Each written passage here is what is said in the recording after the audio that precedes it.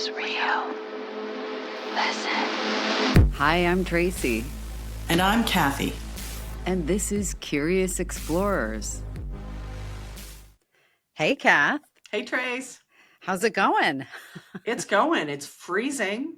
Oh my God. I know I bring that up every time we talk now, but it's going well, other than the tundra that we're in. Only the Yeti and my neighbor's Great Pyrenees dogs are enjoying this weather. Yeah, it's and I'm not a person. I like the winter. I'm always a person that I like it when it gets dark early. I like all of that stuff. But even I'm like, that's enough. You know, it's a little much. Cold. Yeah, it's plenty cold. No, I'm with you. I'm with you 100%. I had an idea. I just want to get, my brain's always like ping-ponging all over, and more so lately. I have an idea for something. If we do any events, if anybody asks us to do an additional live event, I know you're like, please, no more live events. I already do them for the store and the museum, but I like live events. Okay. All right. I was thinking maybe there's some way to do like ghostly karaoke or like ghostly-okie. Yeah. Oh my, that's perfect. Trademarked. Don't anybody steal it. Ghostly-okie. I love it. Make stickers or t-shirts or something. But yeah, but you can only have songs that somehow connect even very loosely to the theme. Right. So whether it's witchcraft or ghosts or, That's fun. My standard karaoke song is Bad Moon Rising. So I didn't know that. Yeah. Bad Moon Rising. Maybe I will say you have heard me sing it because I used to sing it at my Halloween party all the time. I might have had too many Halloween cocktails. I don't know. Might have too many birthday cake birthday cake vodka. That's a whole other story. Yeah. You have to become a Patreon member to get this story. Exactly. And then you'll learn about that and that many interesting other day.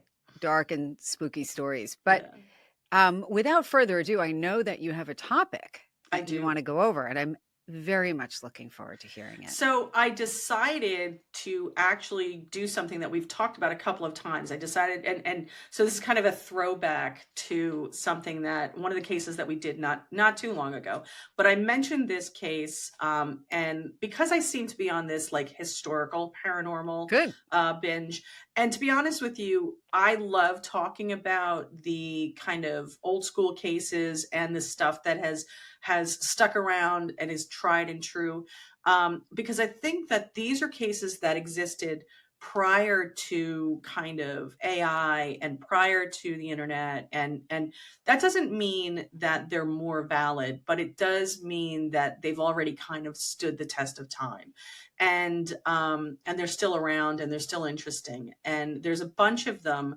that I think a lot of paranormalists have cut their teeth on them. And so I can remember this case as being something that I read about in Fate magazine. It was an old case when I was just getting into the paranormal, so it's ancient. But it is a case that I still think bears looking into. I think that it's something that if you are a new paranormalist, or if you're a paranormalist that came up kind of in the Ghost Hunters TV age, it's worth going back and taking a look at. I'm dying to know what the case is. So I have no idea. Of course, is the Patience Worth case. Okay. And we mentioned it when we were talking about reincarnation and kind of past lives. And so I kept dropping hints about it. So I thought we would jump into that, and it's a fun conversation, but it's also something that has a lot of historical data for people to go back and do their own research on. So without further ado, the Patience Worth case is, I would say, one of the most intriguing and debated cases in the history of the paranormal and in, I would say, spiritual communication. So it centers around the claims of a medium, or she's a woman who ended up having mediumistic abilities, who believed that she channeled the spirit of a 17th century woman named Patience Worth. And the case has captivated researchers for decades. It's also captivated skeptics and just kind of casual enthusiasts. It we're looking to provide a kind of comprehensive exploration into the Patience Worth case, talk about its origins, key events in it, and the implications for kind of what it means to paranormalists and our understanding of how spiritual communication works, what it means, and how mediumship impacts our understanding of the greater world. So let's talk about the life of Pearl Curran, or Curran. So the story of Patience Worth starts with Pearl Curran, a St. Louis housewife. She's an amateur writer, and she became one of the most famous spiritual mediums in the early 20th century. She was born in 1883. She was known for her involvement in spiritualism, which was a movement that gained popularity in the late 19th century and continued into the early 20th century. Being born in 1883, she was kind of right in the middle of that there. So in 1843, you had the Fox sisters who kind of created the spiritualist movement. 1863, you have this big movement into spiritualism again because of the Civil War. So she's born at a time when spiritualism had its second resurgence and was still pretty popular. So she is, she's growing up when spiritualism is very, very common. It's not necessarily followed, but it's very common. She would have heard about it a lot. And spiritualism focuses on the belief that communication with the spirits of the deceased is possible and likely, particularly using mediums. That is, people who have unique gifts that are able to communicate with people who have passed over.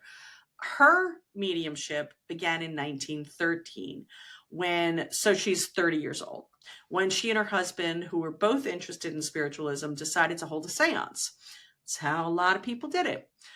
During one of these sessions, Curran began to channel a spirit who identified herself as Patience Worth. According to Curran, Patience Worth was a woman who lived in the 17th century and had a profound interest in literature and the arts. That's interesting in and of itself. Right.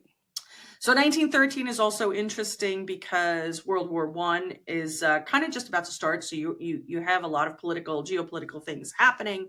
And spiritualism is going to hit its heights again in about another 3 or 4 years. So the world is poised for the Great One, or the Great War. Unfortunately, we had to name it World War I because we've had more than one. Right. But it's a time when spiritualism is kind of becoming popular again. So the initial communication starts with automatic writing. Automatic writing is where a medium writes messages purportedly from a spirit without conscious control. So you either have your arm in a sling, you ask a question and your arm moves unrelated to you, or it's also can be called non-dominant handwriting. So you put the pen in, if you're right-handed, you put the pen in the left hand, you ask questions, and your left hand is supposedly controlled by a spirit. And you get answers using that. And automatic writing was a very popular way of doing it. Now, she began to receive messages from Patience Worth, who claimed to be a literary figure, or she claimed to be a writer with a rich vocabulary and a deep understanding of language and literature. And again, that would be unusual for a woman in this late 17th century, but not unheard of. Patience Worth's communications were characterized by their literary quality and historical accuracy, which intrigued and puzzled both Curran and those who learned about the case. So, like we said, a woman. Now, there are reasons why that could be the case, right? So she lived in the 17th century, but she's existed since the 17th century. So in other words, just because her birth took place in the 17th century doesn't mean that she hasn't experienced understanding and learning since her death. That's such a great point, because I don't think we ever think about that when people think of tapping into spirits. Because remember, she is not being reborn. This is not a case of past life. This is not a case of reincarnation. This is a case of spirit communication. Channel. That's a big difference, right? So her communications were characterized by literacy, and she had a flair for it too. Her messages were often very poetic, and they were detailed, and they suggested a level of literary sophistication that was unexpected for a medium with no formal literary training. So the idea that Pearl Curran, even if she's an educated person, she didn't have a master's degree in literature. So it would be unusual for if it was unusual for a woman from the 17th century, it was at a level that was unusual for a woman of Pearl Curran's education and background. So she starts producing literary works, and they do this in tandem with each other. So one of the most significant aspects of the Patience Worth case was the literary works that Curran, under the guidance of Patience Worth, produced. And these works included poetry, novels, plays, all which have been published and attributed to Patience Worth. Some of the most notable works include, and I would suggest going ahead and looking at some of these. At least one of them is actually worth a read. And so the first one was called, or the most famous one is called The Sorry Tale, which is a historical novel set in the time of Christ, which received considerable attention for its detailed historical and cultural descriptions. The novel was first published in 1924 and was praised for its depth and authenticity. So, and when it was published, not everybody that reviewed it knew not everybody knew that it was published through a medium. The other one was The Pot Upon the Wheel, a novel published in 1929, which further kind of showcased Patience Worth's literary style and historical knowledge. And she had poetry and plays, which were attributed to Worth, demonstrating a lot of versatility. The works were often praised for their literary quality and historical accuracy, leading some to question whether they could have been produced solely by Curran's unconscious mind. So in other words, these were so good and so accurate and so in-depth that people were like, could someone just produce this subconsciously? And remember, no internet at the time. No internet. So, but there is no question that she was. I think there's a certain bias that you see here across the board saying, wow, a housewife of this woman's, education level could not possibly have produced this content. I don't know that that's necessarily true. There's lots of really smart people out there who could go and read a book and do historical, everybody who was doing historical research was doing it in the same way. So, I mean, there is a certain biases that's there that's essentially saying a woman, a 33-year-old housewife from St. Louis couldn't possibly be intelligent enough to produce this. And I don't know that we would make that statement today. As you're talking, I'm just thinking the likelihood that she would have access to all of this information. Well, we don't know what the information was. I mean, like I'm just saying, I'm not making the case against Patience Worth. I am, however, saying the biases against a woman being, a housewife being able to produce this by going in and reading, things that were readily, Mort Darther or something that were readily available in a local library. I think kind of worked to, it worked for Patience Worth and against Pearl Curran that, the bar was set low, thinking that she might not be capable of doing it. And I think that was probably a certain amount of, classism and misogyny, and maybe it would be the only way, maybe Patience Worth was the only way that Pearl Curran would be allowed.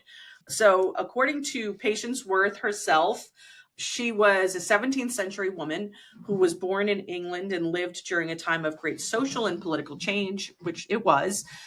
She claimed to have been a member of a Puritan family and expressed a deep interest in literature and the arts. Her descriptions of life and the time that she lived in were detailed and consistent with historical records, which added to the intrigue surrounding the case. She often spoke of her experiences and observations with a sense of nostalgia and longing, providing a vivid portrayal of her life in the past. The Patience Worth case attracted considerable public and critical attention. The literary works produced under Patience Worth's names were reviewed by critics and scholars who were often impressed by their quality. However, the case also faced skepticism and criticism for those who questioned the authenticity of the communications and the possibility of unconscious authorship. So, and to me, that's an interesting question from a critical perspective. Like as a literary critic, what do you care?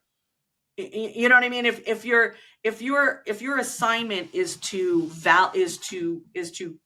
give a critical analysis of the validity or the authenticity and value of the work, what do you care? Like should its authorship enter into your criticism at all? You're not qualified to say whether or not there's a spirit had any cause in it. So the idea that people would say, well, it's good. Well, wait a second. You're saying a ghost did this? Oh, then it's not good. You know, it just seems to me kind of silly. So the Patience Worth case was obviously, skeptics came at it, right? People were hitting it pretty hard. And by the time she was producing this stuff in the 20s, there had already been a big movement in spiritualism, and then a backlash in spiritualism. So, and you had lots of critics that were offering different explanations for the phenomena.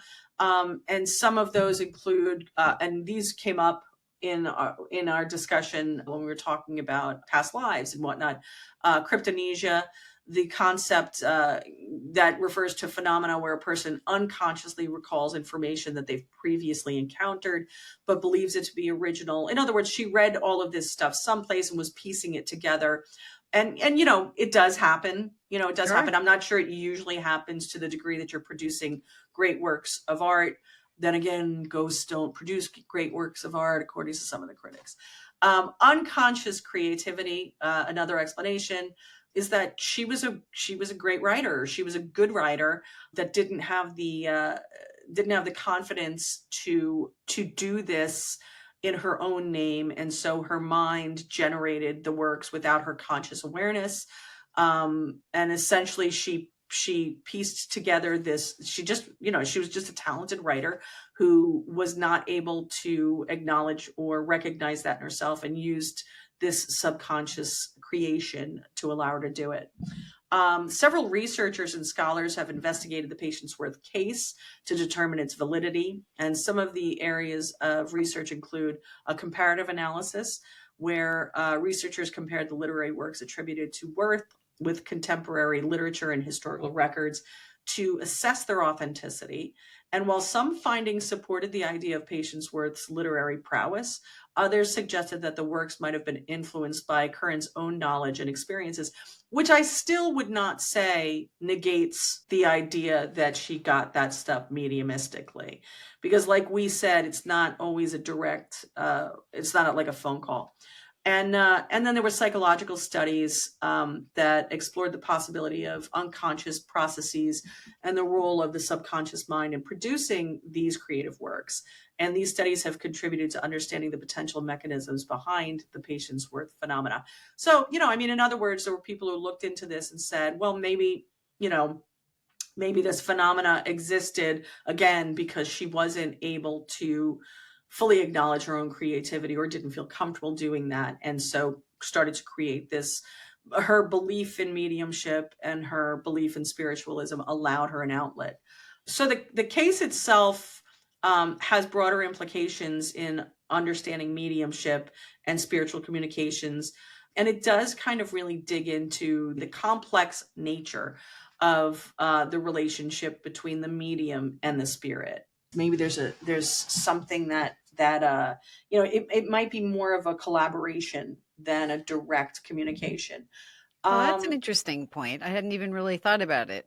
And that wasn't even a possibility I was really thinking about, but how interesting. And I do think that that's important to think about when we think about mediumship, where, and listen, I know skeptics, or skeptics probably, with an S. They're probably not really investing a lot in this channel. We'd have to be awfully huge for them to be doing that. To be skeptical as well, though, but I do think that, there's very little gray area when it comes to a lot of skeptical thinking. And I think a lot of times the interesting things in life are in the gray area, where you have to pick out the threads and not just be like, nope, I understand it all because it could be this, it must be this.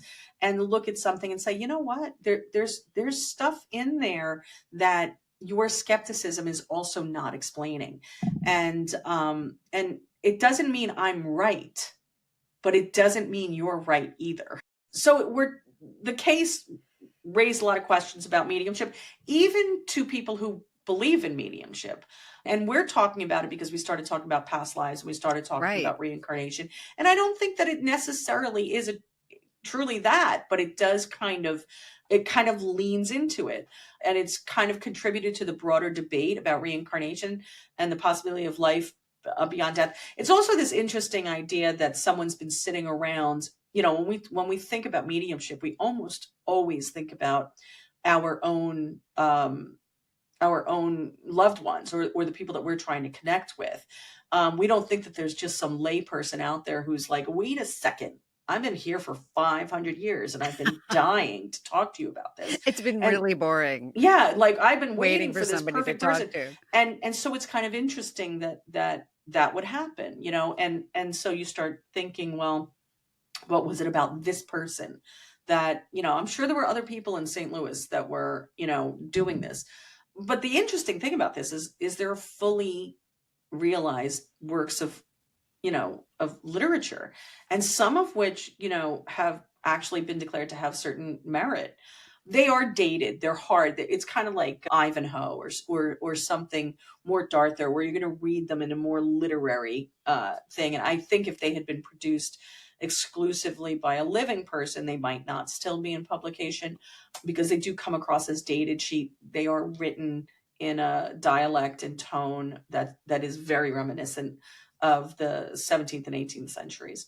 So they're hard. They're hard to slog through. And I think in some of Patience-Worth's stuff, and if you go and you read some of the correspondence, she writes it using like the dialect. So she writes it phonetically. So it's very interesting. And I think that's an interesting thing.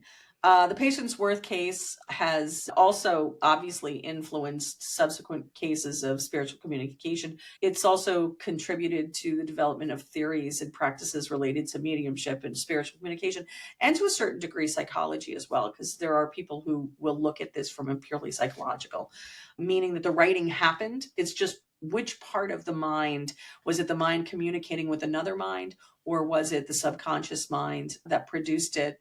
She continued, meaning Pearl Curran, continued to produce works under the name of Patience-Worth until she died.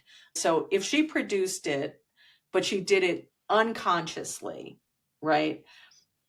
That's interesting in and of itself. Oh, yeah. If she produced it consciously and then elected to attribute it to this other, identity, that's interesting in and of itself. And if she produced it or purely as a tool of another intellect or intelligence, that's interesting. So no matter how you look at this case, it's worthy of conversation. It's an interesting case.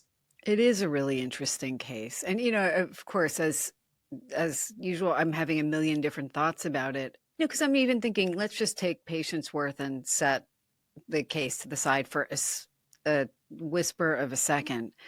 If we give somebody a creative writing exercise and we ask them to imagine channeling their favorite writer, or just another, their alter ego or their higher self, or, whatever, people will write differently, or at least more freely. Right. There's so many aspects of us that are below the level of conscious awareness. I'm especially thinking a woman in that era would have a hard time being free to do a lot. Yep. So to be this creative, especially, to me, it never really matters whether it's paranormal or just some aspect of ourselves that's expressed differently, which is kind of amazing and wonderful in and of itself. Do I think people can connect with spirits of people who have passed on? Absolutely. Do I think sometimes they're strangers and not connected to us? Yes. Mm-hmm. If everything I've heard about people who passed on is true, 500 years isn't really that much time for them. And who knows if Patience-Worth had been communicating through other people as well, and maybe just stuff hadn't been attributed to her. But yeah, to me, I kind of feel like, for the sake of the writing, I know that's not what everybody else is going to say, but it almost doesn't matter because the story came through. Right. The other thing I was thinking is just, now that the author has passed, the living author has passed. So now you have two departed people. Somebody could try and connect with her. Mm-hmm. And just be like, listen, was this you? I think too, I think ultimately she started using a Ouija board. Because if I remember correctly, I'm remembering an interview with her, I think it was in Life magazine, and they have her with a Ouija board. So she had which is an arduous way of writing a book. And especially when you realize that, like, these books were 700-800 pages long. Good These were Lord. not like, these were not brief little narratives. They were deep, long. One of the books I think took place in like the Middle Ages, and it was, I kept saying Mort Darth or Ivanhoe or something, because that's the one I remember actually reading, was really, really very complex like that, like a, Chaucer or something. So it's not like this was an EVP or, electronic voice phenomena where a voice was this was something that was arduously received. I mean, imagine writing, A page like that would be torturous. Yeah, and in a dialect that's not your natural dialect. So it's really interesting across the board.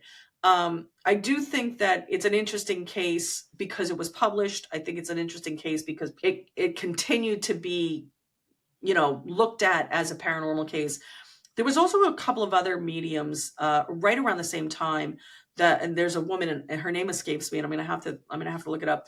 But she started writing music, and she had no training in writing music. There was no record of her understanding how to play an instrument. She could not sight read, and she started writing music as Mozart and I think Beethoven.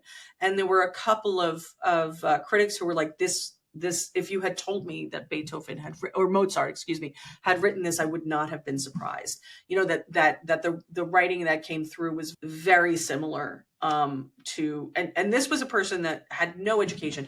And I would argue that that's a little bit more. Someone can be a naturally good storyteller and read books from the library by themselves, but if you don't play an instrument and you don't read music and it would seem to me that would be really unusual for you to produce. Unless she's a savant, Well, that's it, right? No. And that's it. And who's to say then that savants aren't communicating? Like going down different roads with it. It's another good point. It's and I did think that, like, to me, this is one of those cases. And again, one of the reasons why was there was no one suggested that this was plagiarism. No one said, you know what, she went into the library and she found this book no one had ever heard of. No one has any understanding how she was capable of writing it. Maybe that's underestimating her. But this woman that doesn't seem to have had the education to have her write this work. I don't think anybody would think of it as typical. Although I'm kind of wondering if it happens more often than we realize when people think of their muse or think of their, their guides or their, or they feel inspired. And they're not attributing it to like that. Inspired, like spirit. Yeah, absolutely. I mean, who knows? I'm just thinking also of more modern day kind of examples like conversations with God, supposedly a channeled work, right? I mean, Paul Selig, who, God, I'm forgetting the names of his books. I actually had a reading with Paul Selig years ago, and it was just a wild experience because not only does he say things that are coming from his guides, and it's very specifically not coming from him, right? But he's written his books that way. He'll tell you that the guides write the books, but the difference is that those are not literary books. That's true. That's true. So they're not works of fiction. They're not works of creativity. They're works where someone is specifically talking about the subject that we're talking about, right? Yeah. So they're talking about they're talking about spiritualism. They're talking about the continuity of life after death. They're talking about kind of the greater discussions of we call it paranormal. They're not saying, hey, I wrote this really catchy tune, or like, hey, I think you're really going to dig this. I mean, And to me, that's one of the reasons why this is so unique, because this is a spirit that's coming through and saying, hey, I don't have any big news about the other side. That's Let's not what's just of write interest to me. together. Let's just write something. But I have this great story I want to tell you. I can't write it myself, so we're going to write it together. So before I forget, I just want to touch on something you very obliquely referred to very early in this episode. And I believe you were talking about dissociative identity disorder, aka the, multiple personality disorder. And the thing is, what I know about it is that, the alters, the different personalities have different talents. They have different proclivities. They have different, completely different inner worlds. And that is another possibility that Patience Worth is a split off part of Pearl Curran or Curran. I'm not saying that's what it is, but I'm not, I don't know. And I'm open to, very open to the idea of channeling. Listen, so I don't really know. I think it's entirely possible. It would be an incredibly realized personality, and is there a way for it to be a little bit of everything? And maybe there's a lot of spices in the recipe. Absolutely. You know what I mean? This is just my normally, my brain is so tangential, especially these days. The older I get, the more it goes into all these offshoots. But I'm thinking of two kind of pop culture things. But one, you were talking before about people feeling like somebody else is writing the music through them, or the literature. That the whole concept of a muse. Tell me, I hope people tell me if I get this wrong, because it's not my area of expertise, but was it Jimmy Page or Robert Plant, or who was it who supposedly made a deal with the devil to become that's famous? The Crossroads. That's I can't remember. Yeah. Who supposedly, there are quite a lot of celebrities that. But this is famous. I don't believe that's actually true. And he wrote Hellhound Blues. I mean, he was a blues guitarist. You're thinking of somebody else? Because there's more than one. There is the famous but less famous blues guitarist, because you have to know that genre of music, but also like a relatively, a 20th century rock band that supposedly did a deal with the devil. Who knows? But also, I don't know if you've ever seen the TV show Evil, which I really hope they renew. I guess Netflix picked it up. Sadly, I don't think they are. You and I have discussed this. It's kind of our lives, But Dr. Kurt, I forget his last name. Scary. Senior moment. But yeah, I know what you're talking about. But supposedly he invited a demon to inspire him. Like, did Kurt write the book? Did the demon write the book? Makes I don't you know. think too, like in The Shining. Do you remember in The Shining? Yes. Well, the movie, not the book. Work and no play makes Jack. Yeah, and he thought he was writing a whole, in his mind, he was writing an entire opus. And then when he went, when she went and looked at it, he had just been writing those words over and over and over. Room. I don't know. It's and who was it? I mean, there's lots of like stories of people making deals for greatness, and sometimes the greatness is in an avenue of creativity. So I think there's lots of people who said, I'm trying to think of who's the great violinist. But these were people who could not possibly, like their skill so transcended, like human ability or human limitations, that there had to have been something infernal, certainly not divine. It's never divine. It's not like, I made a deal with God. By the way, not to insult any contemporary, incredibly talented people that I'm just like, coming up with names. And I'm curious if people, maybe this is a good kind of final thought to leave people with, or a question to ask rather, but I'm wondering how many people have felt like they have channeled something beyond themselves in a time either when they just wanted to do something or in a time of need. So I'm thinking you're going to take an exam and you feel like, oh my God, I don't know how I'm going to do this. So it's like you're inviting in, whether it's your guides. Jesus, take the wheel. Your angels, or, your muse, or you're imagining channeling a famous person who you think could do it. It's a psychological device, but could it also be something else?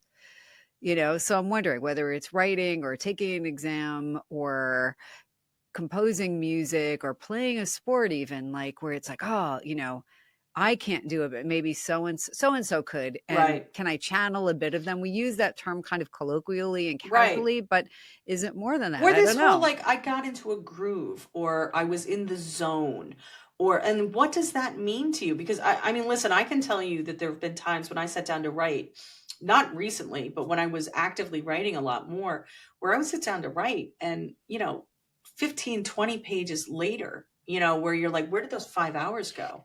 And Absolutely. and it's you're not on autopilot, but it does feel like you're a Kind of. co-pilot. And you have to have done that. I mean, Uh, my as a dissertation, but I yeah, also kind of hypnotized myself to feel like I would get it done. And then I would say, I almost feel like I can't believe that I got it done so rapidly or whatever. And that I would almost feel like I got out of my own way. right. So, I will say though, I've done creative writing where I've written from different characters' perspectives, where I was just like, wow, I didn't know the character was going to go there. Like I didn't know they were going to respond that way. And I would say a lot of creative writers will tell you oh, that, yeah.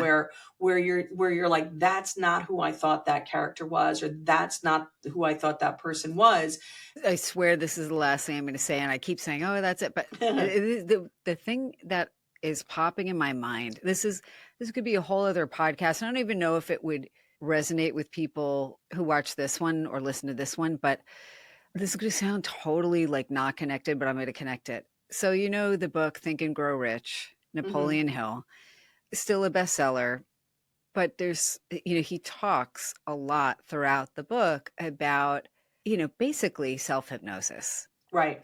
But one of the things is he has his, I'm going to maybe phrase it a little differently, but his kind of inner kind of, I'm going to call it a committee of advisors. I forget how he referred to it, but there's a point in there where he, I think, becomes for a period uncomfortable because we all populate our minds with different characters who are probably aspects of us and people we know and people we think we know or would like to know, or our imagination.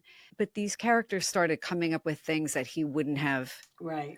And I mean, the character isn't the right word, but like, if you imagine going to a boardroom and having a table of the best advisors in the world for whatever it was you wanted to do, but they started advising him in such a way that they really did not even feel like parts of him.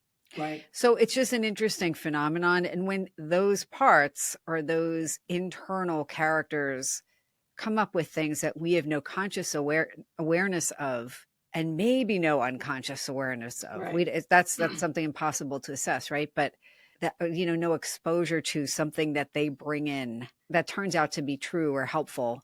That's either exciting or eerie, Or both. or both, Yeah. depending on where you're coming from. Right. But who's to say that's not channeling? I interviewed Helene Wabe, who's the research director of IONS, the Institute of Noetic Sciences, a few years ago on my other podcast. And her whole thing is channeling, and she Hmm. studies this. So we could even do an episode on channeling and the present day research on it Right. if people are interested. But it's fascinating. It's fascinating to think of writing. I probably need to tap into my own patience worth just to get more work Yeah. done. Yeah. Maybe if patience is available, if patience is available to do a little bit of, ad hoc. The per diem is not The great, per but diem muse, exactly. hourly rate. I'm going to tell you though, if you guys are out, make sure you go check it out because um, it's just, it's just interesting. And I would also say that if you are a writer and you're doing this kind of subconscious stuff, and let's say it was subconscious, she could have picked an easier, Oh my God. era to delve into. You're not, I mean, being a Puritan, and then to make the case of being a literary, a Puritan woman interested in literature and the arts, that's a tough case to make. But she seems to manage to do it. So just go read it. Read some of the poetry. It's very interesting. Absolutely. Well, as always, I'm going to invite our listeners to let us know what you think. Please share your experiences and stories. You know, if Zelda is, of course, shaking at the appropriate time. It's usually my guys. I know. At least she's not yet barking, but that's coming. But let us know what you think. Share some of your experiences. Do you channel? Have you channeled? Do you know what we mean by tapping into that muse or, you know, other aspect of yourself, or who knows? But of course, as always, until next time, stay curious. Keep exploring. Bye for now. Bye, guys.